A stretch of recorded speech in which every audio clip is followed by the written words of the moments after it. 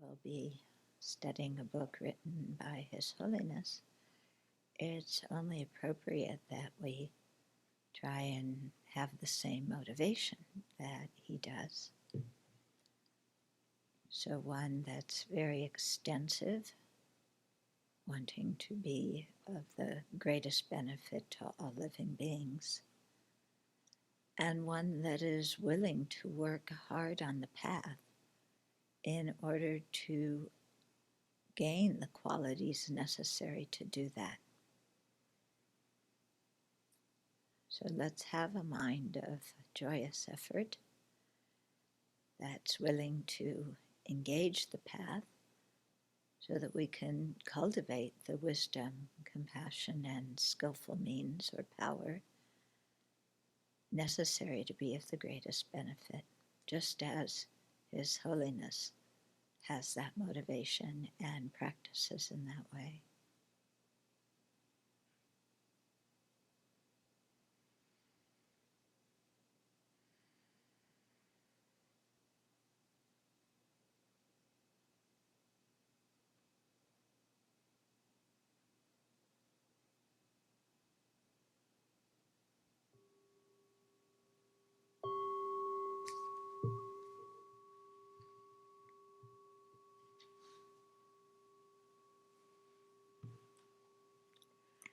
Can people hear and back?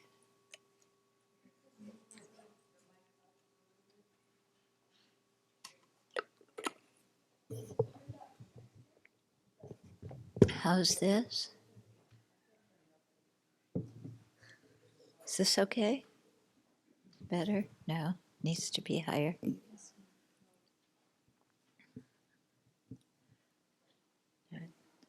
Okay.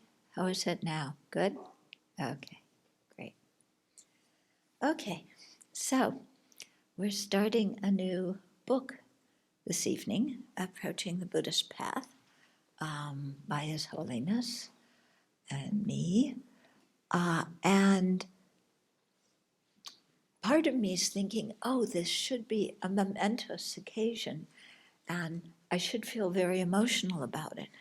And it is a momentous occasion, but I don't feel very emotional. Yeah, because this was many, many years in the making. And so, it's momentous in the sense that the book's finally done, yeah, after a couple of decades. But yeah, we're never, there's still more to go in terms of practicing the path. So we're not, not done yet, not at a place where you can take a vacation yet. So I thought to start reading and, read and then stop and make comments as I read. And I thought to start with the preface, because that tells a little bit of the history of how this book and all the other books in this series that's called the Library of Wisdom and Compassion, how all of these books came about. And so I start off with the story here, and kind of each volume in the preface I add a little bit more, but the main story is here. Okay, so this is what, we have a prologue, don't we? And then we have a prologue, and then we have a preface. So the prologue is from His Holiness, okay? Ghostwritten. But all of his books are ghostwritten. He doesn't have the time to sit. And he doesn't write in English, I don't think. So, they're always his ideas, and then people, put pen to paper or fingertips to keyboard. Okay, so His Holiness says, the world we live in is very different from the world at the Buddhist time. Yet we human beings have the same afflictions and still experience physical and mental suffering. While the truth of the Buddha's teachings transcends historical eras, the way they are presented to practitioners in a given time is influenced by the specific culture, environment, and economic and political challenges. I encourage us to become 21st century Buddhists, people whose view is rooted in the Buddha's message of compassion and wisdom, and who also have a broad understanding of many fields, such as science, especially neurology, psychology, and physics, and other religions. Okay, so His Holiness has been talking a lot now about becoming 21st century Buddhists. Yeah, and the need, the how we straddle adhering to the tradition, because the Dharma is not something that we can change. The way the human mind works, what samsara is, how it comes about, what nirvana is, how we bring that about. That doesn't change, because it's all dealing with the same kind of human mind. So we don't want to change the path and the teachings. And yet the presentation, has to accord with the historical period, as well as the country and culture. Yeah. And so, when you look at His Holiness's life, the early years were spent in a very different culture. I mean, in old Tibet, they didn't use wheels. They didn't have the wheel. When you sit and think about that, okay? And a very, economically, you had the landowners, and then you had the peasants or the serfs, whatever you want to call them. And so very different kind of society. And now here he is, and he never expected it when he was a child, being in all these other countries, talking to neuroscientists and physicists and engaging all sorts of people who, in his early years, he didn't even know what they looked like. There was Heinrich Herrer and his friend, so two white people who snuck into Tibet, and a few Chinese. Yeah. And then later on there was Mongolian. I don't know if any Russians ever came, but the Mongolians were talking to the Russians, because Tibet was stuck right in the middle between the British interests in Central Asia, the Russian interests, and the Chinese interests. But none of those people really, not so many foreigners came to Tibet. They weren't allowed to. Yeah. And now look at who His Holiness is talking to. Yeah. And look at the world that he lives in, and look at the situation of Tibetan Buddhism in this world. Yeah, it's very, very different. And so His Holiness is really trying to bridge that gap and be able to talk to everybody. Yeah. And and especially with the Tibetans, to maintain the old culture, maintain the Dharma, but get them the whole culture so it can relate to the 21st century. And similarly, not that the West is in the 21st century, because when he talks about becoming 21st century Buddhists, he's talking to us as well. Okay.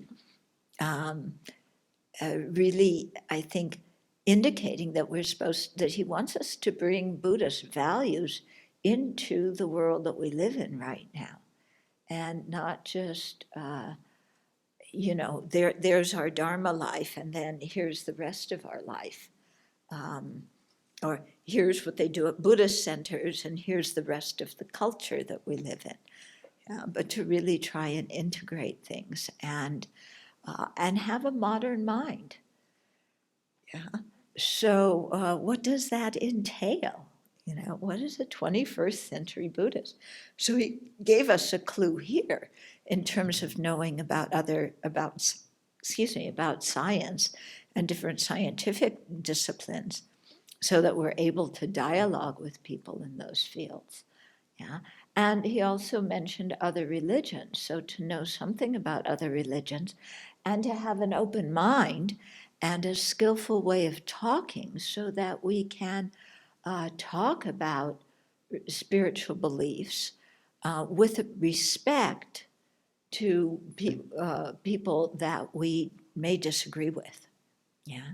So in ancient times, in ancient India, they debated all the time, and that was really cool. Everybody was cool about chopping each other's beliefs into bits.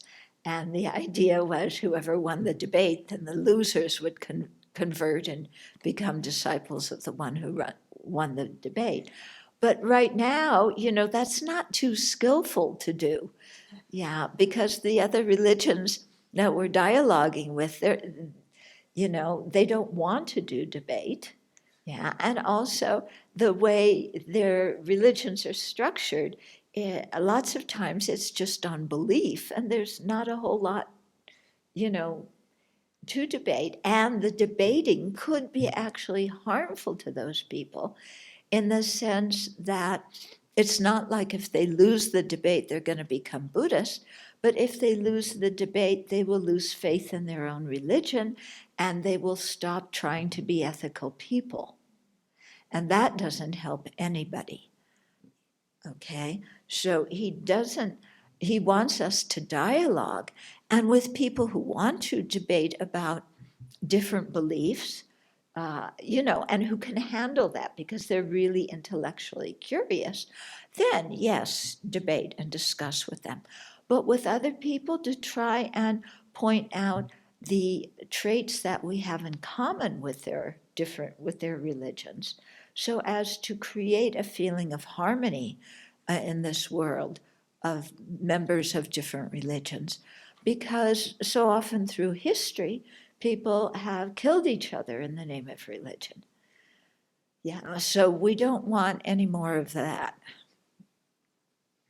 Yeah, that was actually what got me totally disillusioned with things. I majored in history in college, and every generation in Europe, people are killing each other in the name of God, and I just decided, well, if that's what religion has you do, then I don't need it, because I don't advocate killing people, especially in the name of religion.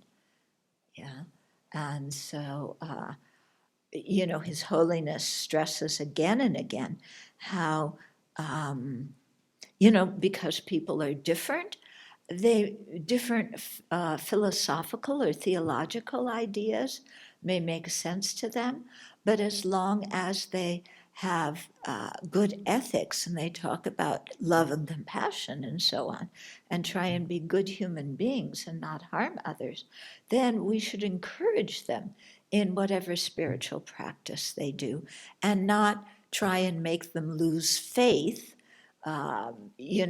by debating them such that then they, lose their reason for keeping good ethical conduct to start with. Yeah. So he when he talks about theistic religions, he says, well, with a theology there, then people believe they are created in God's image. And so if they're created in God's image, then they should try and act godly in some way, and they should respect all of God's creations, especially other people. And so when he talks to Christians, he really encourages them, yes, respect all other living beings. Don't harm them, because this is your religion, and, what you do according to your beliefs. And we do the same. Our philosophy may be different, but the practice is coming to the same point. And so let's all join together and do that. Yeah. And he also is very strong, and he'll talk more about other religions soon, but very strong on the idea that people, all the leaders of different religions should really come together and speak in one voice about problems in the world. And similarly, Buddhists should join with scientists speaking about the problems in the world, such as climate change and so forth. Okay, so to really open ourselves up to the rest of the world. We're not in Tibet surrounded by high mountains, getting all the foreigners out so they don't disturb us. We're in the middle of the world, um, trying to contribute to the benefit of the world. Okay. Our Buddhist knowledge must be expansive, not limited to just one topic, practice, or Buddhist tradition. Now, some of his Tibetan disciples are going to go, what? You don't want me to be limited to one Buddhist tradition?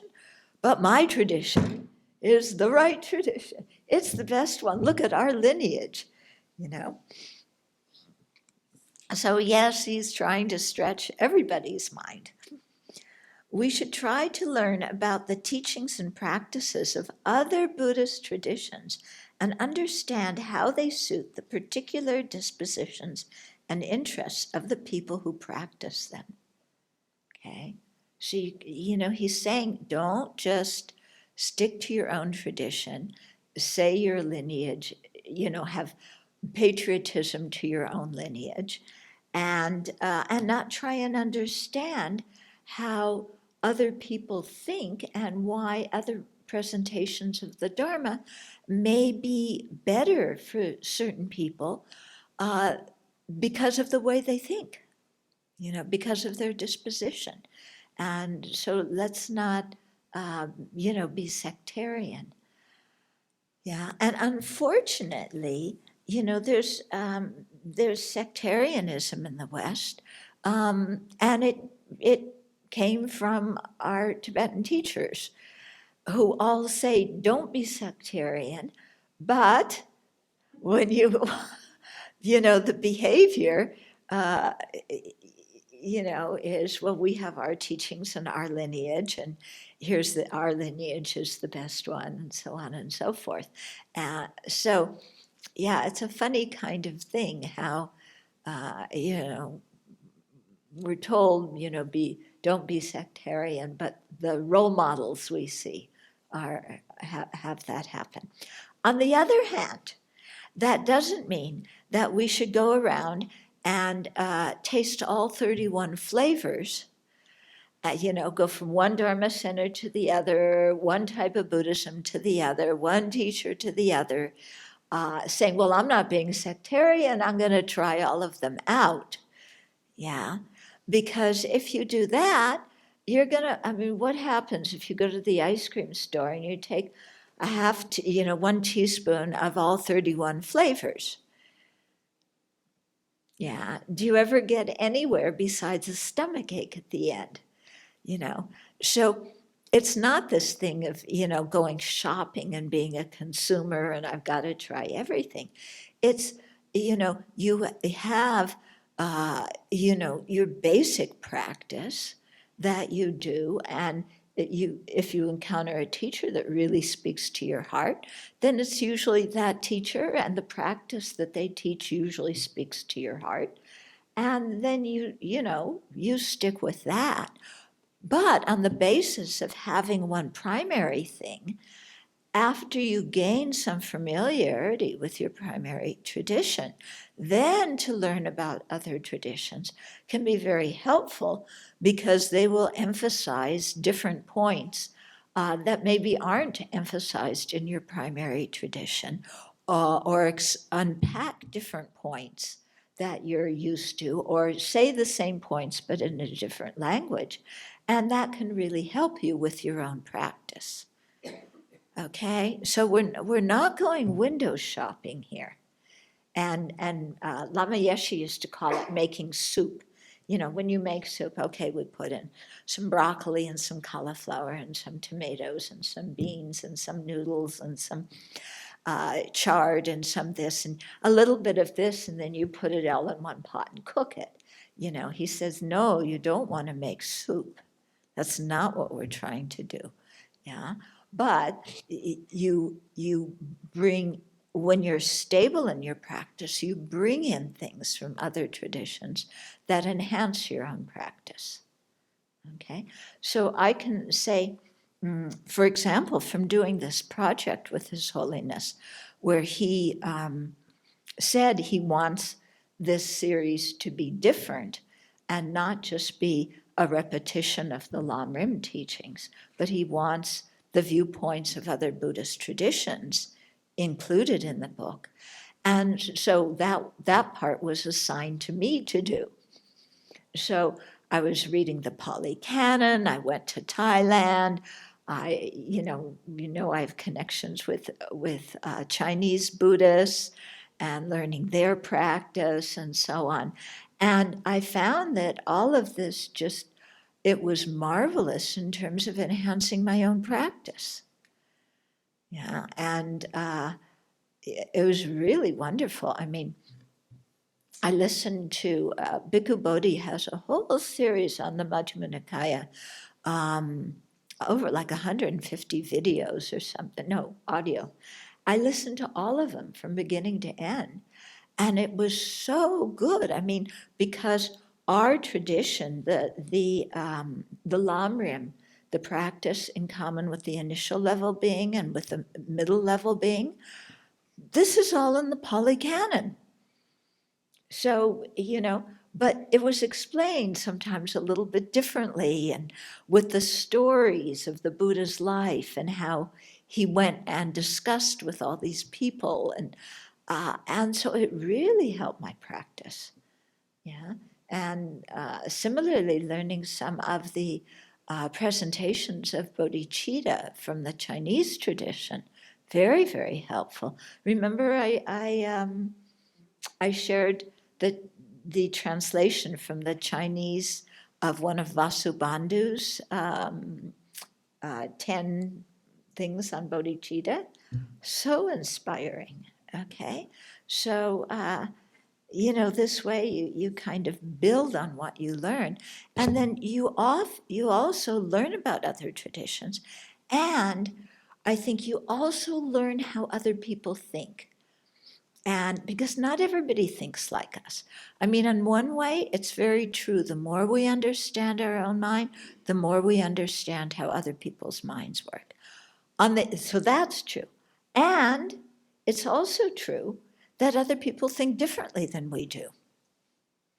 Yeah. And so if we're going to become Buddhas, we have to learn how to understand other people's way of thinking, so that we can present the Dharma to them in a way that is going to meet their needs and their aspirations. Yeah, because if we just say, okay, well, I have my way of presenting the Dharma and there's only this way, then that's like having a buffet dinner and you only put on it the food you like, without any consideration of other people's health or their tastes, what they can eat and what they can't eat. Okay? So just as in, a buffet, you have dairy and you have non-dairy, and you have gluten-free and you have gluten, and you have sugar and you have sugarless, because everybody's different. So too, in the way that we present Buddhism, yeah. There's differences according to that. And so it really helps us to meet people from other traditions. This is one of the values, the Western Sangha, the Western monastics, for 22, 23 years now, almost every year we meet together in the autumn, the monastics, and just share together about our practice and our traditions as friends. It's not a conference. We don't publish papers afterwards. We don't make declarations.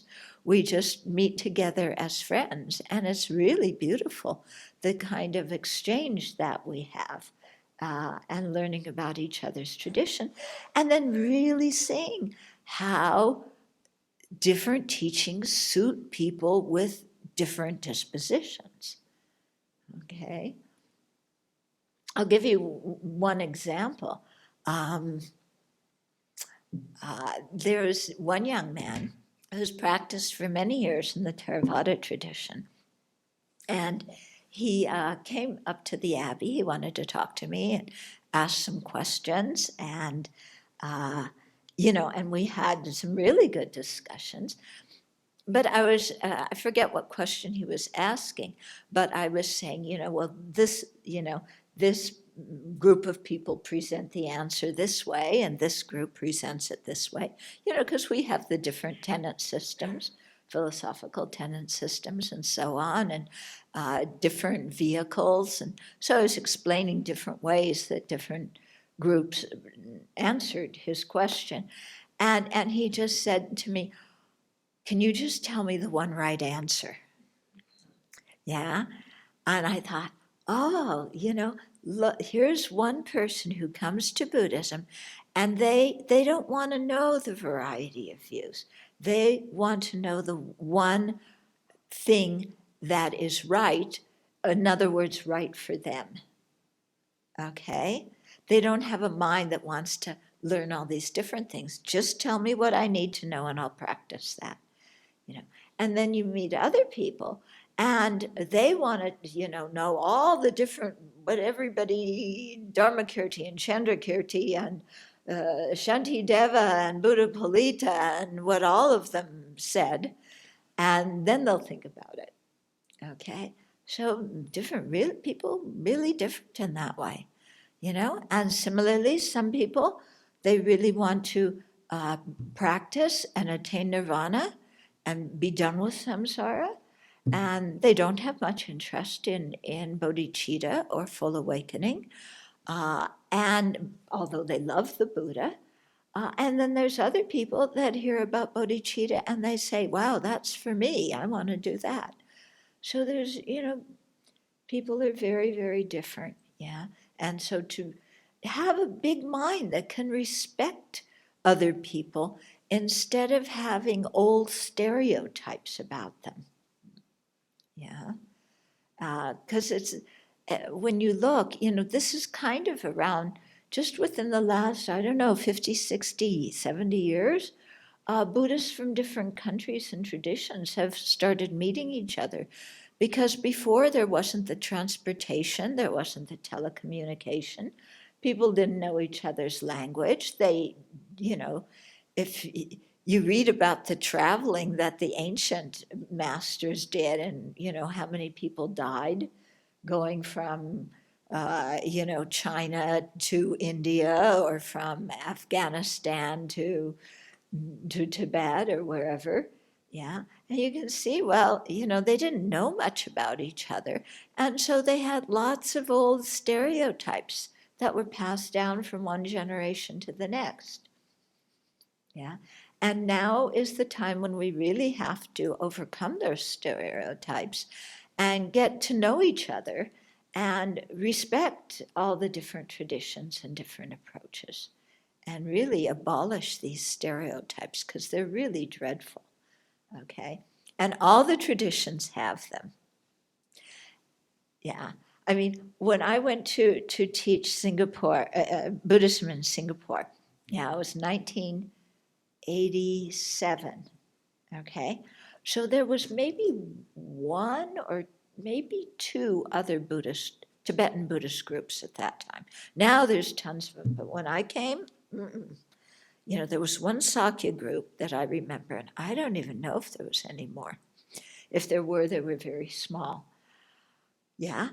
And so the Singapore is mostly Chinese, and the Chinese image of Tibetan Buddhists is they do magic, basically, what it boils down to. They do magic, yeah? So I was walking in the park one day, and one man stopped and asked me for his lucky number so he could win the lottery.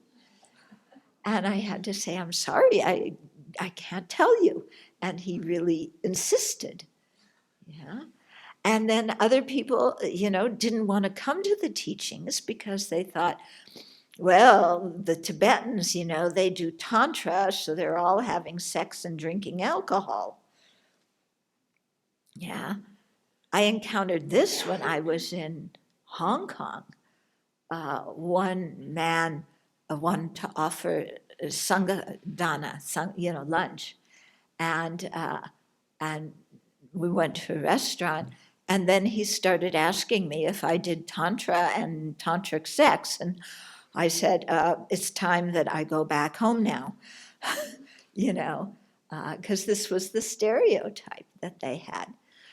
But then, of course, the Tibetans think that the Chinese all do blank-minded meditation, because all they remember is the debate at Samye in the 8th, 9th century.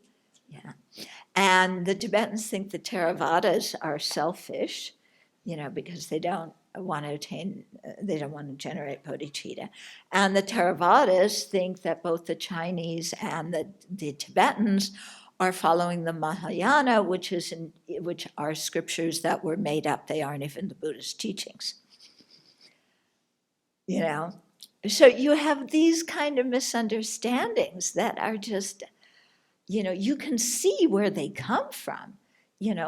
They come from not knowing people, but hearing a little bit and misunderstanding it. Yeah. And so if we're going to be 21st century Buddhists, then this has got to go, really.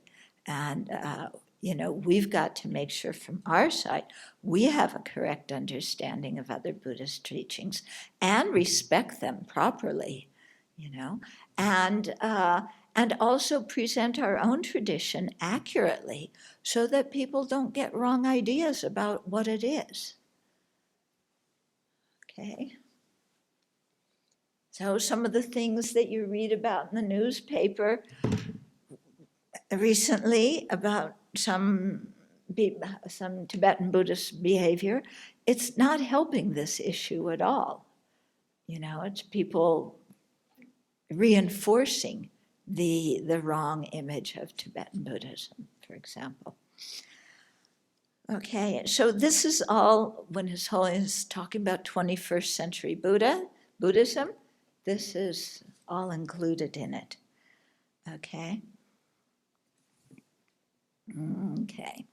We may also include some of the teachings of these other traditions, Buddhist traditions, in our own practice. In this way, we will better appreciate the Buddha's skill as a teacher. Yeah, and that's one thing that I really got out of studying the Theravada and Chinese traditions is like, wow, the Buddha is so skillful and can present the Dharma in so many different ways according to different people's mentality.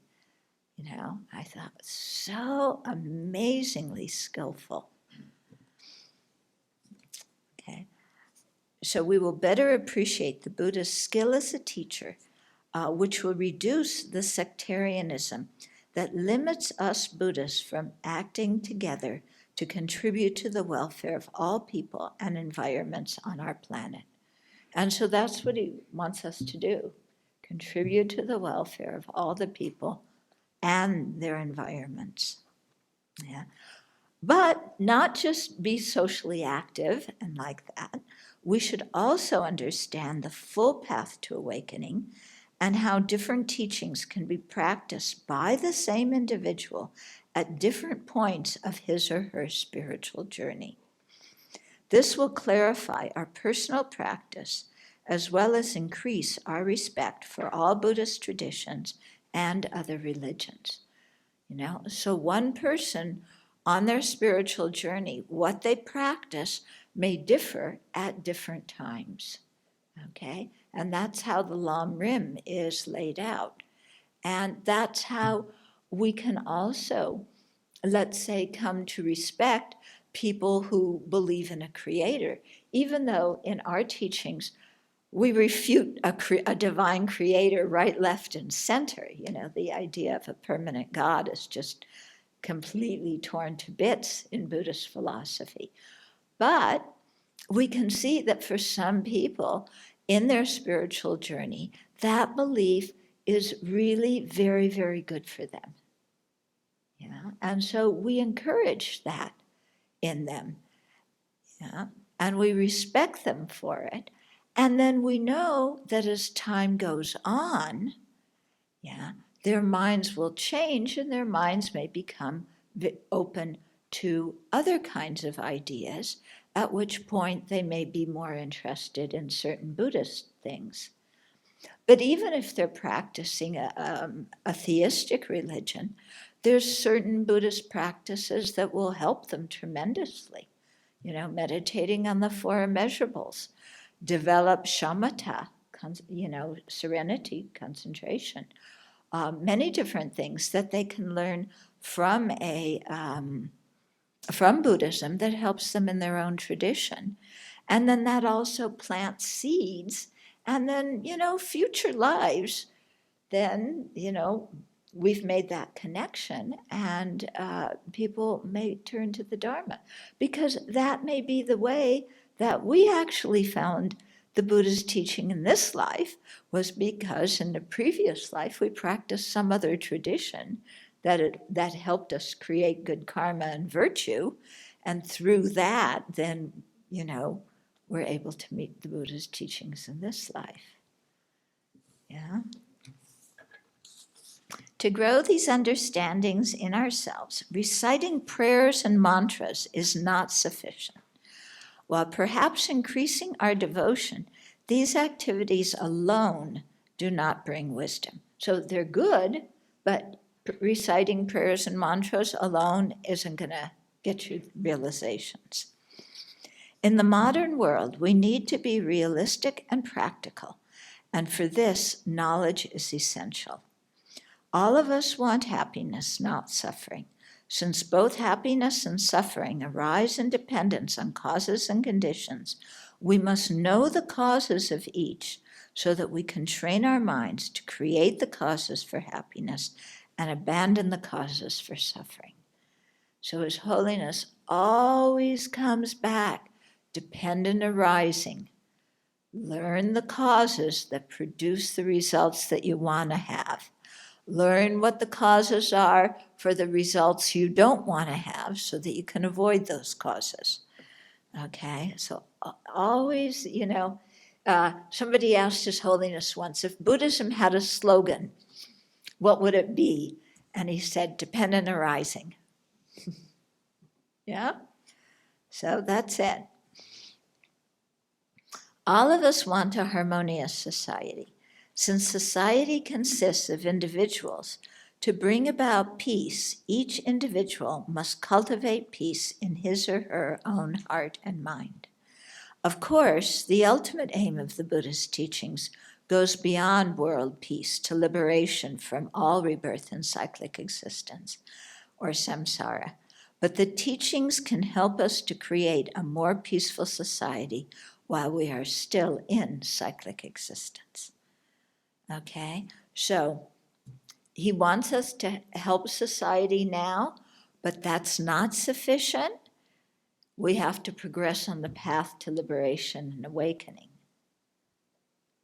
Okay, so he's saying, we need to keep our Dharma view and have our long-term motivation and also work to contribute to the benefit of living beings now. Okay. The material in this series accords with the general presentation of the Indian sages of the Nalanda tradition, who are held in esteem by all four Buddhist traditions in Tibet, as well as Buddhist traditions in China. Yeah. So Nagarjuna, Vasubandhu, many of the Nalanda masters are included in the lineages in many of the Chinese Buddhist traditions. Yeah.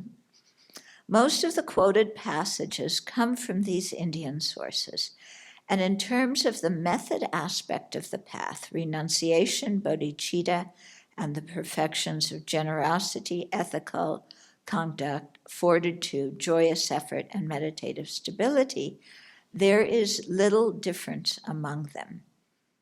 Okay, them being all these different Buddhist traditions. Tibetan traditions follow Nagarjuna and speak of the non-contradictory nature of emptiness and dependent arising as the essence of the wisdom aspect of the path. Here we will emphasize Tsongkhapa's presentation of emptiness and sometimes mention teachings from the Nyingma, Kagyu, and Sakya traditions. Because the Pali tradition emphasizes the fundamental vehicle, which is common to all Buddhist traditions, we also cite passages from it. Okay, so here kind of saying what sources of all these Buddhist traditions are we drawing upon. Okay. In general, my teaching style does not follow the approach of the traditional Lamrim, or stages of the path teachings. I like to speak a lot about emptiness and show its relationship to other aspects of the path. This way of presenting the teachings also flourished in ancient India.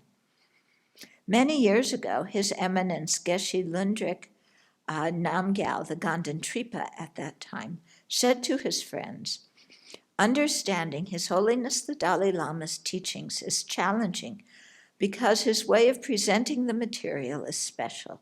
He touches on this point and that, but we are unable to integrate everything into the traditional framework. But we are unable to integrate everything into the traditional framework of the teachings." We are unable. I wonder if it should be we are able to integrate everything. Let's see what it says after this. I wonder if this is praise or criticism. So maybe it is unable to integrate, and the inability to integrate is our problem. In any case, please think deeply about the various topics in the manner explained. Contemplate how these topics relate to one another and to your life. Okay, so that's His Holiness's prologue. Okay, then the preface that I wrote. Everything comes about due to causes and conditions, and this series is no exception. Explaining some of its causes and conditions will help you understand the purpose of this series. Its ultimate purpose is to lead you, the reader, and other sentient beings to full awakening. Although many excellent works on the stages of the path, the Lamrim, already exist, there is a need for this unique series.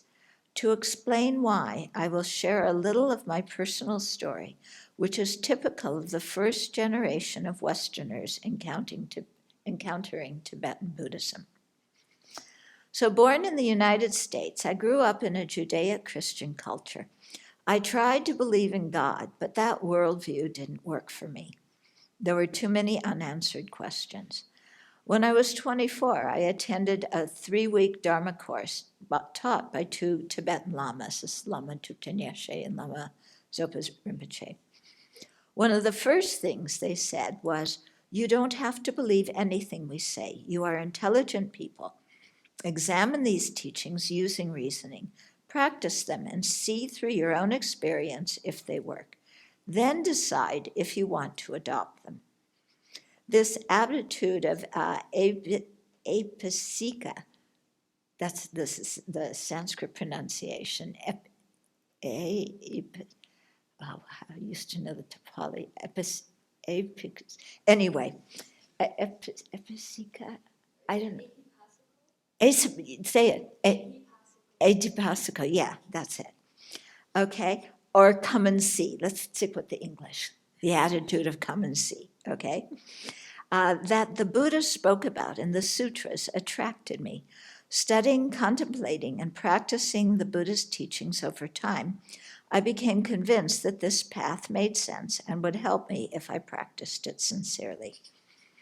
Like many young Westerners in the 1970s, I steeped myself in studying and practicing Tibetan Buddhism as best I could, considering that I didn't know the Tibetan language or much about Tibetan culture. Our Dharma education commenced with the Lamrim, a genre of texts that lead readers through the progressive stages of the path to awakening. Here it is helpful to look at the place of Tibetan Lamrim works within this tradition. After the Buddha's awakening, he taught across India for 45 years. Sensitive to the needs, interests, and dispositions of the various audiences, he gave teachings that were appropriate for them at the moment. So this is the Buddhist skill. He teaches to that audience what they need at that time. Okay? After his passing, or parinirvana, the great Indian sages organized the material in the sutras by topic points and wrote treatises and commentaries explaining these.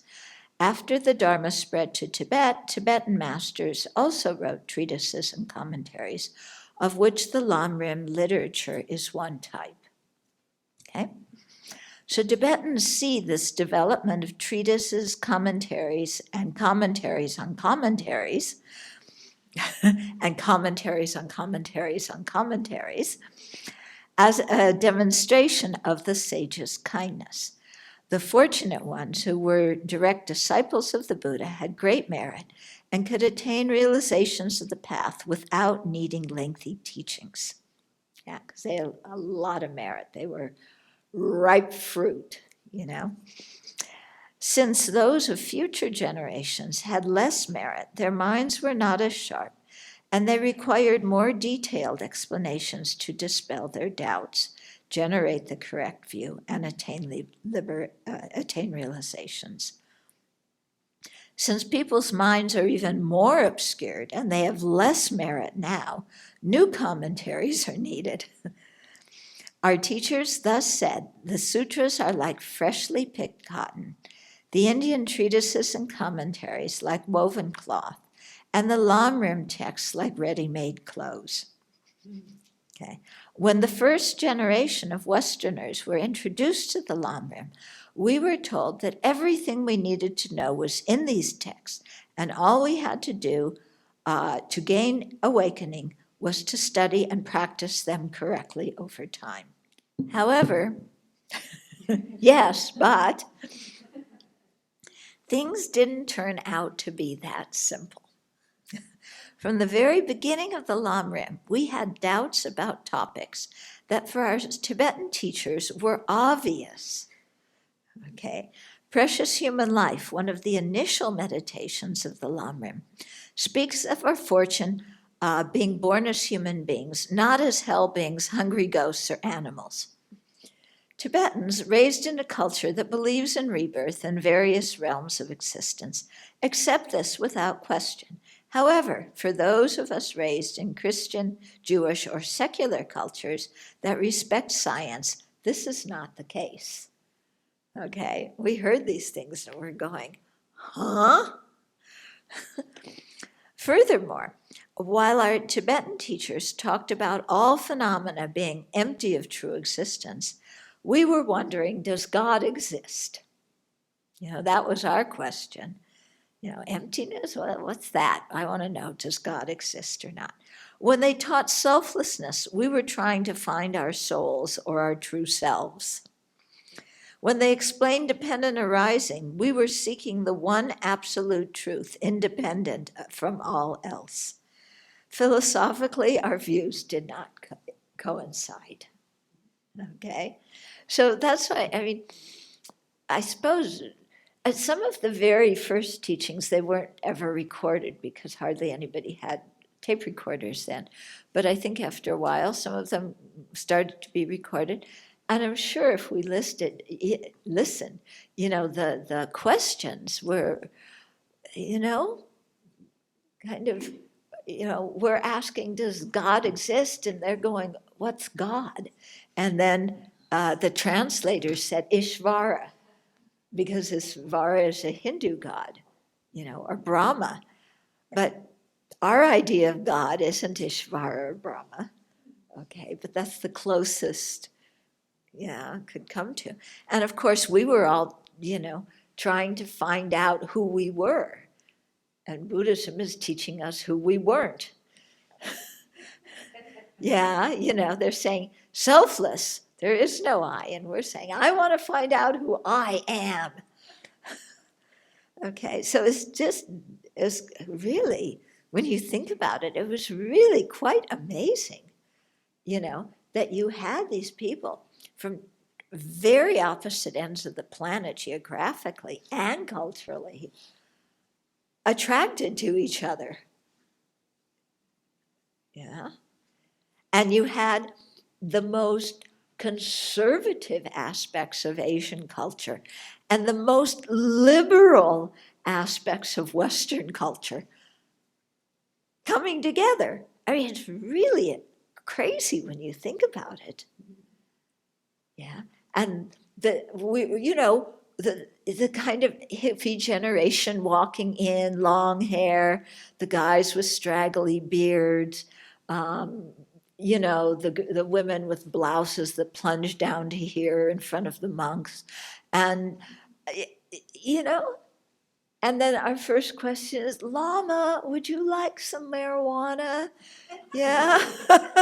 It's really good. You can meditate when you're stoned, try it. And Lama's going, no, thank you. Yeah, it's just, okay.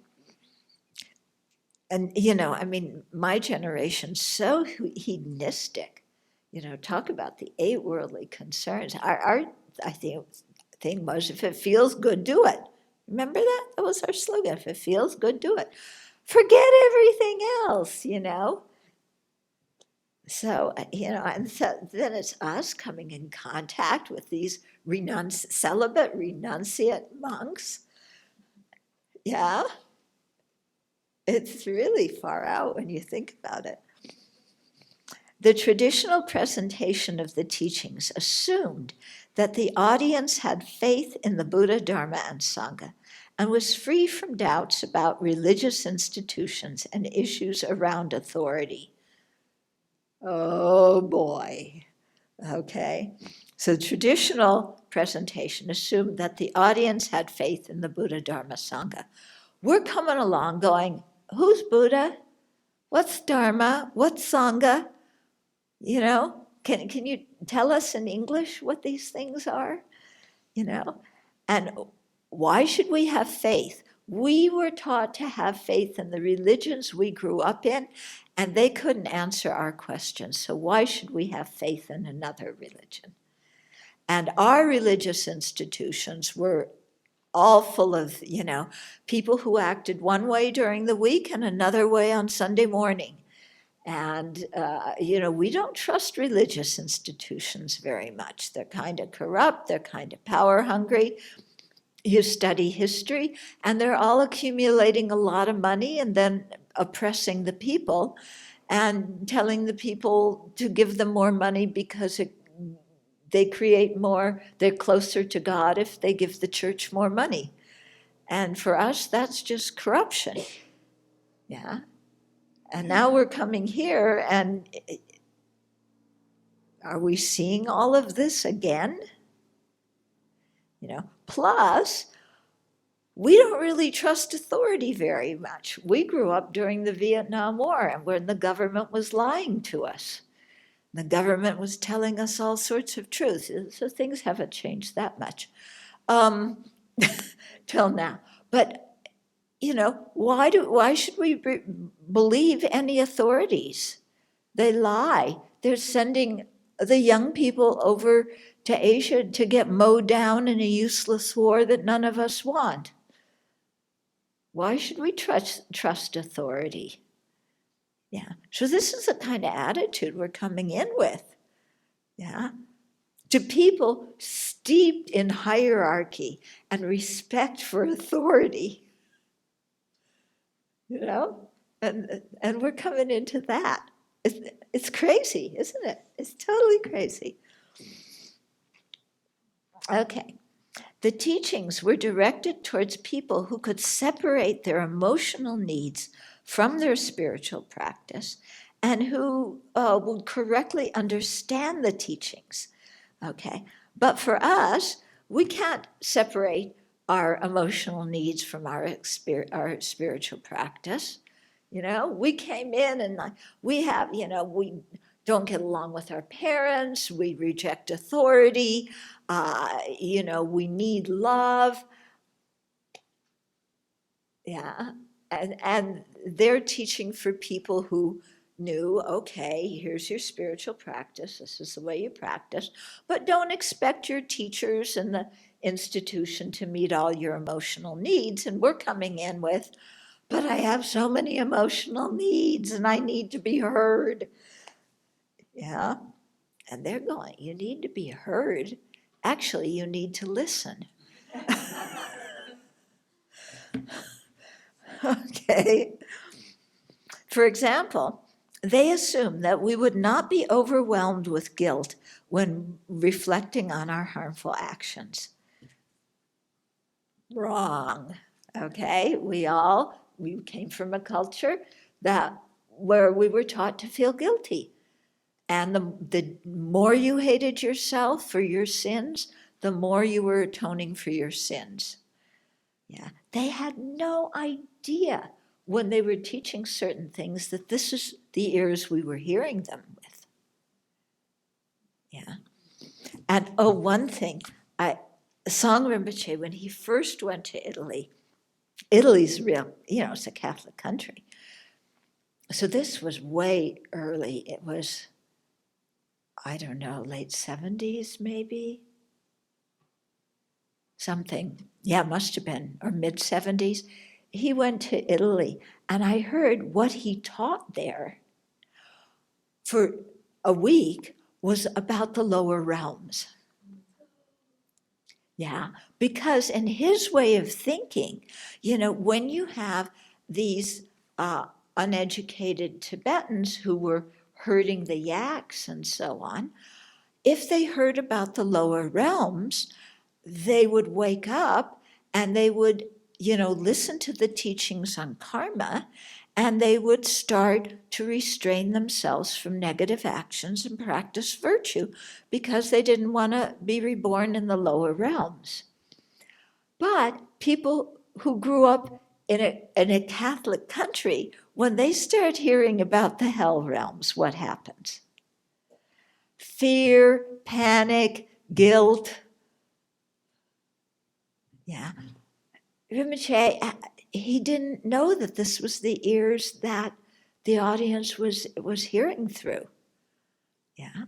And it's amazing that many of the people stayed there at the teachings. There was some power, some connection there that many of the people stayed. Of course, many of them afterwards were going, what the world is he talking about, And then you had people who were saying, if I believe in Buddhism, then I'm going to go to Christian hell for being a heretic. But if I believe in Christianity, then I'm going to go to Buddhist hell for having wrong views. Yeah. So it's like, this is what was going on, So they assumed we would not be overwhelmed with guilt when reflecting on our harmful actions. What were we? Overwhelmed by guilt. They assumed we would not harshly criticize ourselves when contemplating the disadvantages of self-centeredness. No, we did harshly criticize ourselves when contemplating the disadvantages of self-centeredness because Western culture teaches you that you're bad if you're selfish. Doesn't it? We all grew up, don't be selfish. That's bad. So you hear about the disadvantages of self-centeredness, and you say, I'm so selfish, I'm such a bad person, look at me. And the Tibetan lamas had no idea this is what we were hearing when they taught the Dharma. It's completely the wrong conclusion. They assumed we would not succumb to our culture's tendency to idolize the charismatic. Wrong again. Okay, they assume that we would know what are the qualities of a fully qualified Mahayana and Vajrayana teacher, and that we would check those qualities before forming a relationship with the teacher. We never heard what's Mahayana, what's Vajrayana. What are the qualities of these teachers? We didn't know what any of them were. They weren't translated. Yeah, the texts weren't translated. All we knew is like we met these teachers and they're pretty far out. And, somehow there's something about them that we're really attracted to. But then people couldn't tell what was it they were attracted to. Yeah. Was it the philosophy? Was it the practice? Was it the fact that they were very, very kind and compassionate? Was it, the fact that it was mystical and these were people from Shangri-La who had been cloistered in the Tibetan mountains for centuries, where they were yogis meditating single-pointedly in caves, not eating, having visions of extraordinary things, and we want to be like them, and they're going to teach us how. Because we grew up in a culture where, you idolize sports heroes, you idolize movie stars. Yeah. So here we're going to idolize these far out, exotic Tibetan lamas. They're from a different culture with a different language, and they ring bells and sound drums, and they have holy water. And they sit in meditation, immovable. And they also look at us, me, with that special gaze of compassion. They look at me, and they're so far out, yeah? And this is the way we related to them. Yeah? And, you can see this. I mean, we were all like that. Now things are slightly better, but you can see this is still a problem with people. We're all aware of the controversy, the scandal going on in the Shambhala community right now. And I was reading some of the things that have been put out about it. And there was one woman who was talking about going to some of the parties with the Sakyong before he got married, and how all the women were flirting with him because they all were hoping that to be his wife. Because if you could be the wife of the leader of the whole Dharma organization, wow, then you really had the key in to learn the most exotic teachings. And then also you must be somehow special above everybody else to be the one that he chose. Yeah. And so, people were in that kind of mental state and then willing to go along with different things. And, their discriminating wisdom, they didn't know how to use it. Nobody had ever taught them. They were just going on, what's charismatic and what's shiny. Yeah. And that's what we all do, don't we? Because we don't know any better when we first meet the teachings.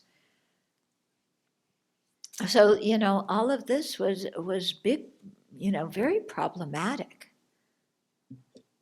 I happen to be extremely lucky and meet really, really good teachers, but because I look and I was totally naive, when I met the Dharma, I totally naive.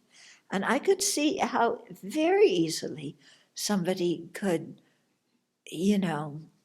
just fall in love with the charisma, and go down all sorts of crazy paths. Yeah.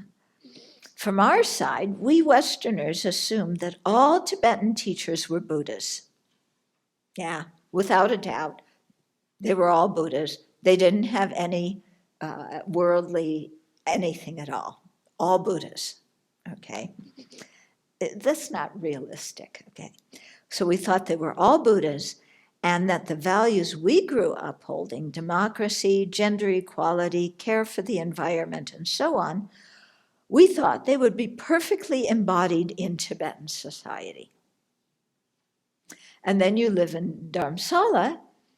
And in the early days, we saved our plastic bags and tins and things, and there weren't any wrappers. But then as time went on and India modernized, there you see in the middle of the Buddhist capital in exile, where you think that they're going to have all your progressive Western values, and they're throwing their plastic all over the side of the mountain. And the toilets don't work, and there's many places you don't even have toilets. Yeah. And they can't cooperate together to make a water system, so that coming down from the mountain, you have maybe 20, 30 individual pipes, rather than one pipe that goes to the village and then branches out. So we came with our expectations, they came with their expectations. Yeah. I mean, I remember being at Kopan the first year I was there, and there had been problems with villagers, coming into the monastery and stealing things, even though Kopan was incredibly poor. I mean, really poor at that time. And so one day I saw one of my teachers putting glass on the top of the wall that surrounded the monastery. And I'm going, oh, he's putting glass on top of the wall of the monastery.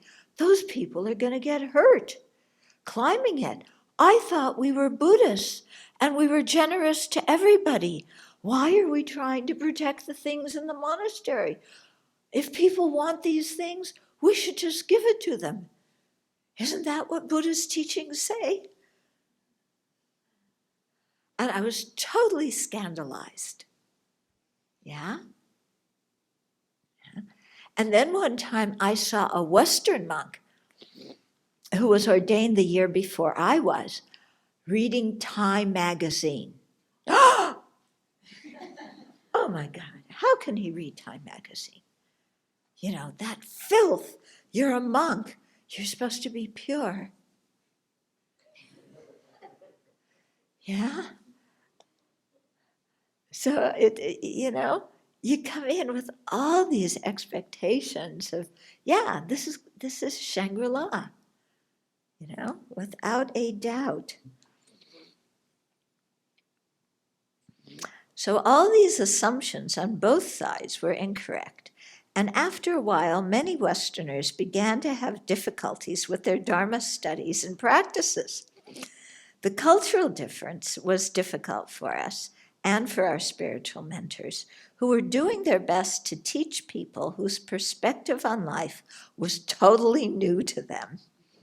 It took many years for all of us to realize that Westerners require pre-Lam Rim teachings.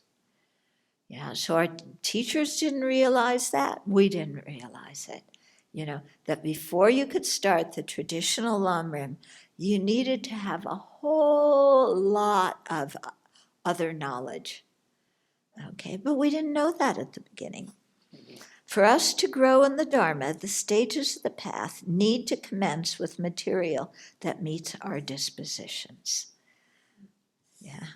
Somebody told me when they read the preface that they were going, oh yeah, I understand exactly what she's talking about. One of my old Dharma friends said that. So His Holiness the Dalai Lama understood this and adjusted his teachings in the West accordingly. Instead of beginning with a reliance upon the spiritual mentor elevated to the status of a Buddha, he started with the two truths, how things appear to exist and how they actually exist. Rather than tell us that reciting a certain mantra a few times would protect us from rebirth in the hells, he explained the four truths of the Aryas, those who non-conceptually perceive ultimate reality. Instead of saying that drinking blessed water would purify eons of destructive karma, He taught us about the nature of mind, the workings of the mental afflictions, and the possibility of attaining liberation.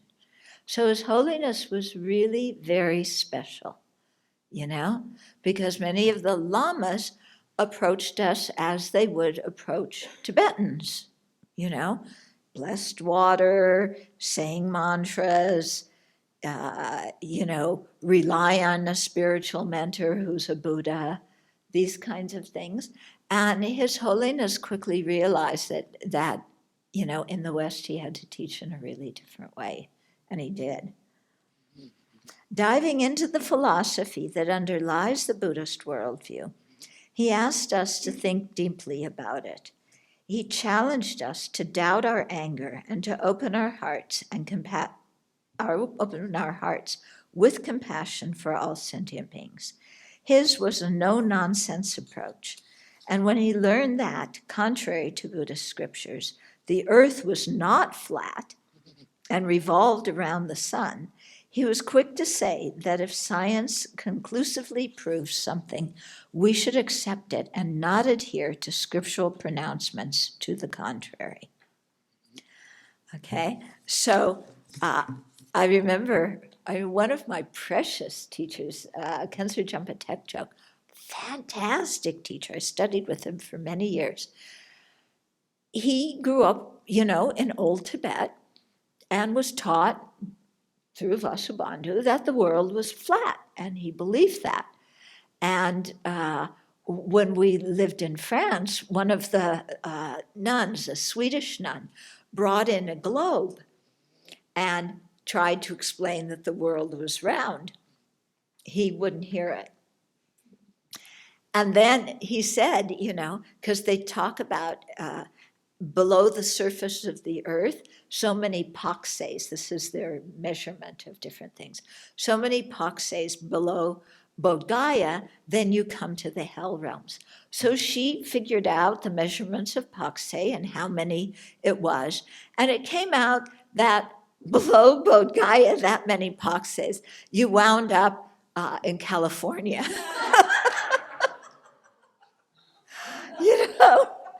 And tried to say, Geshe-la, according to Vasubandhu, the hell realm should be here, but, I know people who live there. And, so it, was very difficult with some of the traditional Geshes. And even now, all these decades later, when His Holiness teaches, he always talks about how the world is round and how, as good Buddhists, we can believe the world is round. We're not committing, blasphemy or anything, and that we must accept what science can prove. Yeah, he's so practical. In this environment, in 1993, I requested an interview with His Holiness. The interview did not happen for another 2 years due to His Holiness's full schedule. During the interview, I humbly requested him to write a short Lamrim text designed for non-Tibetans, a text that Tibetan Geshes could use to teach Westerners.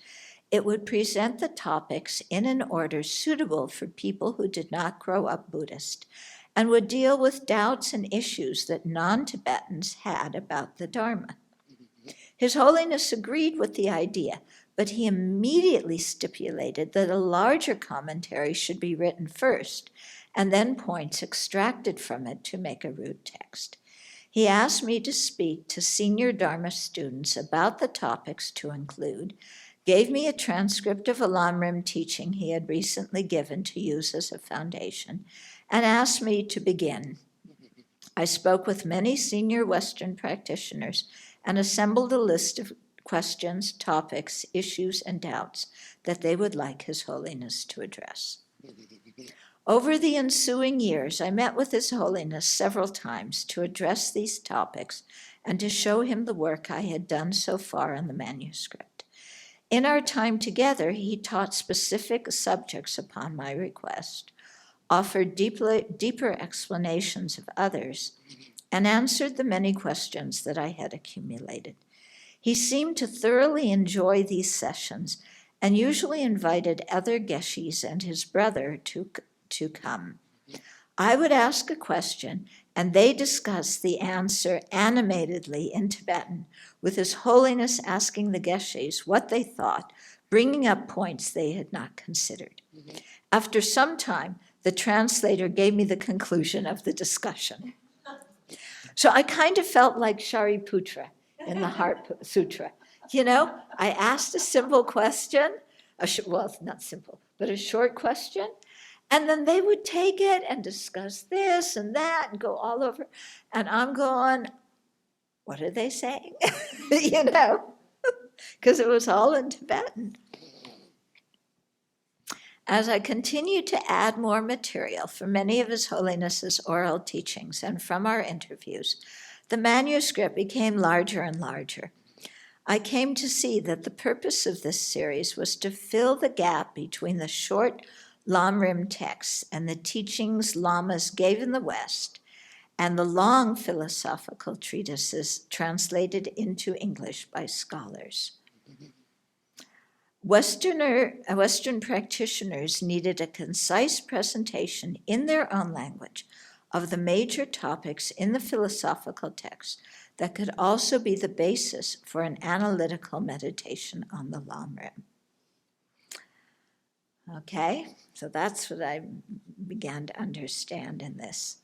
In 2000, because there's lots of Lamrim books, one-volume Lamrim books written, from a Geshe's oral teachings at a Dharma center. And then you have these translations of the Indian and Tibetan texts where one sentence is a paragraph long and the vocabulary has so many big words that you've never heard of before, put together in a way that you've never heard before, that you have no idea of what in the world they're talking about. And so I began to see we needed something in between these two, something that was more advanced than the one-volume Lamrim presentations, and yet not as complex as the translations of the commentaries. We needed something with the material in it, but in a very clear way in English that people could understand. And also, His Holiness, I think I mentioned this, I hope, His Holiness always tells us that we should include, that we shouldn't just study the Lamrim, but we should learn the Indian classics, the treatises and the commentaries by the Indian sages, and that we should meditate on them. Not just think that those texts were for study and for meditation. You use the very short little pithy books. So he really wanted a lot of the philosophical studies integrated in this book. So in 2003, I began to read the manuscript aloud for His Holiness so that he could check it. We soon realized that this would be a lengthy process that his schedule did not permit. I remember when His Holiness says, bring the manuscript and we'll go through it together. And I told his secretary, about this. And his secretary just went, His Holiness doesn't have the time to do that, And so quickly, actually, His Holiness said that too. So in 2004, he asked his translator, Geshe Dorji Damdol, to go through the manuscript with me. Geshe-la and I worked methodically until 2010 doing this. His Holiness also clarified that this series was not meant solely for Westerners, but all those who have interest in Buddhism, particularly the Nalanda tradition, and are keen to study and practice, but need a new approach to it. Here he included Tibetans born in the Tibetan diaspora who have a modern education, as well as Asians from Taiwan, Korea, Vietnam, and so forth, who were attending his teachings in Dharamsala, India, with increasing frequency and interest. Okay, I'll just read to the next thing. This series chiefly contains the teachings of the Nalanda Traditions, the classical Indian Buddhist traditions stemming from the great monastic universities such as Nalanda, Adantapuri, and Vikramasila. This is the Buddhist tradition the Tibetans and to some extent East Asians inherited from classical India. However, His Holiness clearly stated that this series must be unique. It must not be limited to the Nalanda tradition, but must also include information about and teachings from other Buddhist traditions.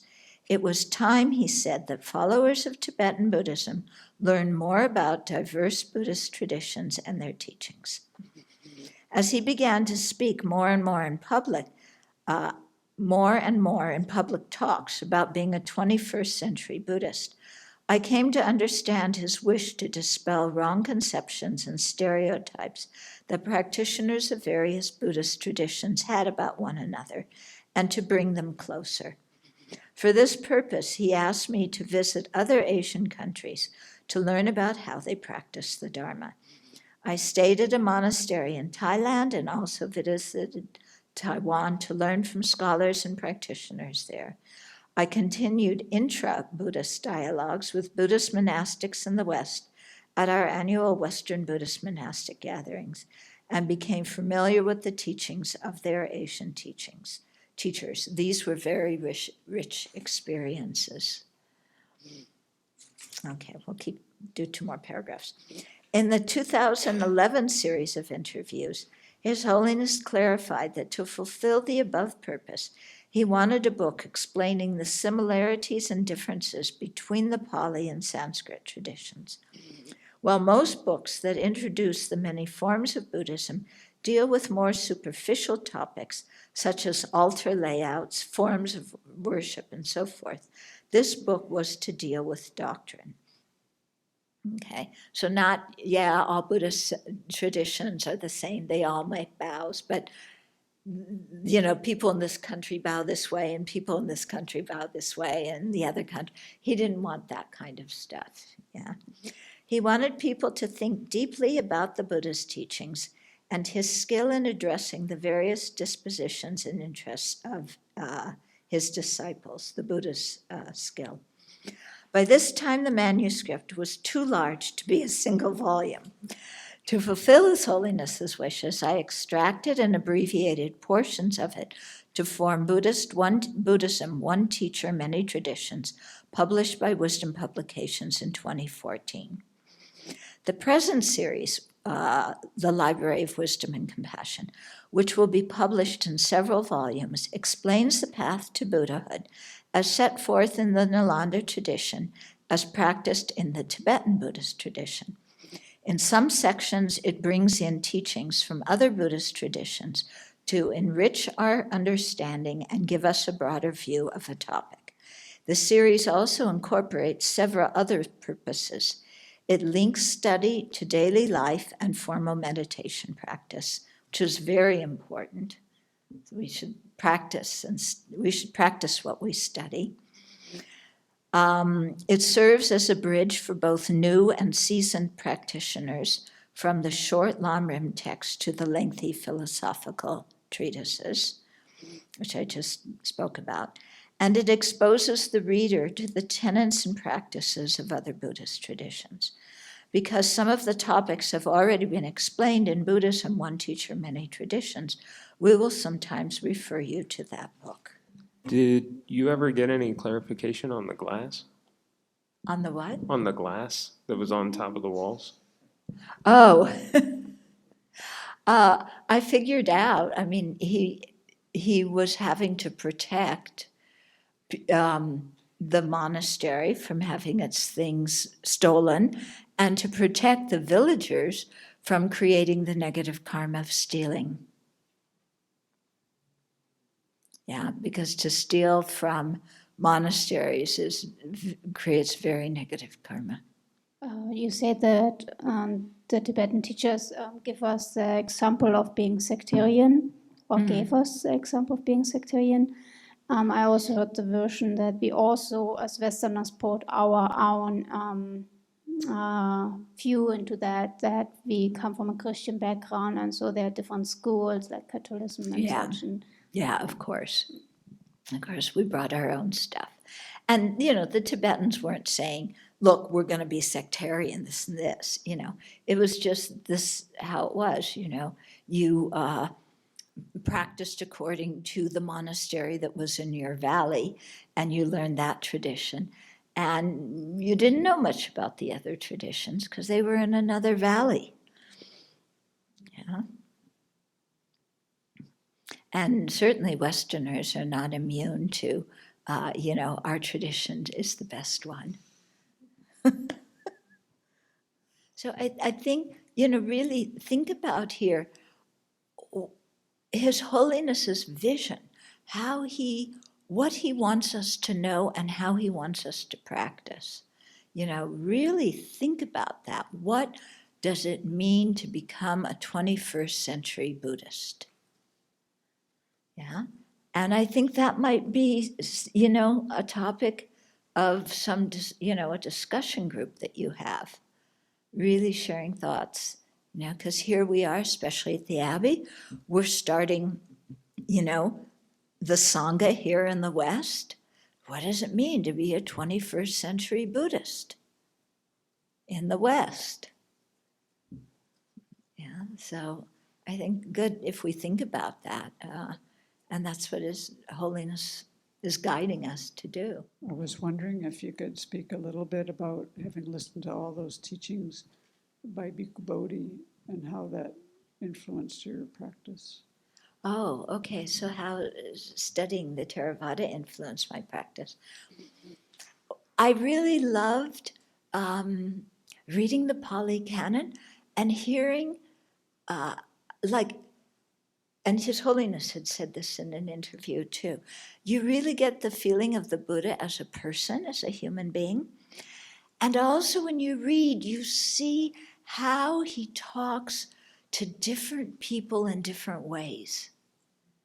Yeah, and how he speaks to some people, you know, very gently, how he debates with other people, how he scolds a third group. You know, just incredible. You really get a feeling of the skillfulness of a teacher. Okay. Then also the teachings on renunciation. They, you know, especially the one about the leper. Yeah. That one, that sutra really had a strong effect on me. Okay. So, of course, those same teachings are found in the Tibetan and Indian books that we study, but sometimes they were presented slightly differently, or they were presented in the case, you know, you didn't just learn the teaching, but it was the Buddha was wandering here and he met this person and this was happening and then he explained this. And so you got it more in a context of how it fit. Yeah. Also, what was very interesting to me was I really could come to see how the Mahayana teachings just built upon the Pali tradition, that they are not completely separate teachings at all. You know, it's just the Pali tradition laid it all out, and the Mahayana just built upon it. And it's all there, and it's compatible, and especially reading some of the Pali scriptures, how they talk about emptiness or selflessness. Yeah. And it just, it was like, oh, this sounds like Nagarjuna. And I really began to see, yeah, Nagarjuna wrote in response because this was what the early schools were talking about, and these were the schools that were active when he lived. Yeah. And so, you know, his first verse in the Karikas about refuting production from self, other, both, and causelessly, you know, I found a couple of sutras in the Pali Canon in which the Buddha was doing that. Yeah. And I got, oh, it was just like finding all these little gems.